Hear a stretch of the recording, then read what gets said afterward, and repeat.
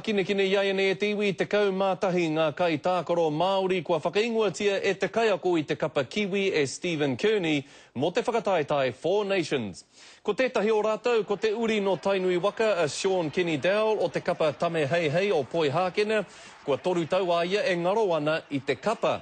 Koe rā no hoki te kōrero mō Jason Nightingale, tētahi o ngā whakamatua o te kapa St. George i piki ake rā ki te karamatamata papatū o te NRL i tēnei tau.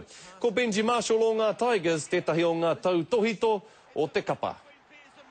There's some very good players that have missed out, and you know, unfortunately for us, we just can't squeeze everyone into 23 spots. And as we have mentioned, it's the first time in a long time I think we've been in a position where we've been able to do that. Hei ngā rangi whakatānei, pōi mai ai te kapa ki roto o tāmaki makaurau nei. Hei tērā wiki ka pakanga rātou ki te kapa o Hāmoa mo te wā tuatahi i tēnei ao, mai.